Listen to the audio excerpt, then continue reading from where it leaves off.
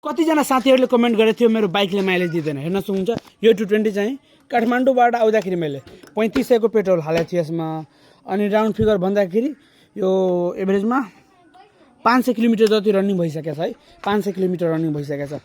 अब 3500 को तेलले मेरो बाइकको ट्याङ्की चाहिँ फुल भइसकेको थियो। अहिले 510-20 किलोमिटर कुदिसकेको छ। अहिले गाउँमै छु हामी। अहिले अब आज चाहिँ अब काठमाडौँ निस्किनु पर्ने हुन्छ। बाइकको चाहिँ ट्याङ्कीको पेट्रोल सकिसक्यो है, हेर्न सक्नुहुन्छ।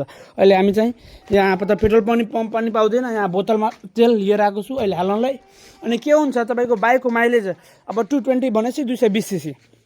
220 सीसी बाइकले कतिको माइलेज दिन्छ? अब तपाईँले सोरुमबाट झिक्नुभयो भने त्यतिखेर तपाईँको 35, 40, 45 सम्म दिन्छ होला है। त्यसपछि जब तपाईँको बाइक चल्छ त्यसमा भएको भल्भहरू, गाइडहरू, कार्बोरेटरको पिस्टनहरू खिच्दै जान्छ, त्यतिखेर तपाईँको बाइकको माइलेज घट्छ है। अनि तपाईँले अब बाइक भन्नुहुन्छ, कतिजनाले कमेन्ट गर्नुहुन्छ बाइकले मेरो माइलेज दिइरहेको छैन।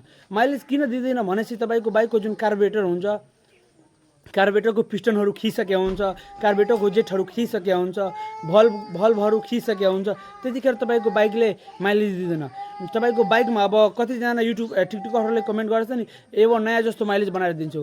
त्यो नयाँ जस्तो हुँदैन। तपाईँको बाइकले 15-20 दिइरहेछ माइलेज भने तपाईँको अलिकति 5-10 बढेर जान्छ, नयाँ जस्तो माइलेज हुँदैन। त्यतिखेर तपाईँले के गर्नुपर्छ भनेपछि तपाईँको हेडको काम गराउनुपर्छ अनि एउटा कार्बोरेटर नयाँ हालिदिनुपर्छ। त्यो गरायो भने तपाईँको बाइकमा माइलेज चाहिँ नयाँ जस्तो भएर आउँछ। हेर्न सक्नुहुन्छ अब बाइक चाहिँ मेरो अल्पत्र परेर यहाँ अब पेट्रोल हाल्न जाँदैछौँ। अनि एकछिनमा अब काठमाडौँको लागि निस्किने हो। ल दामीसँग अब काठमाडौँ आउँदैछौँ हामी।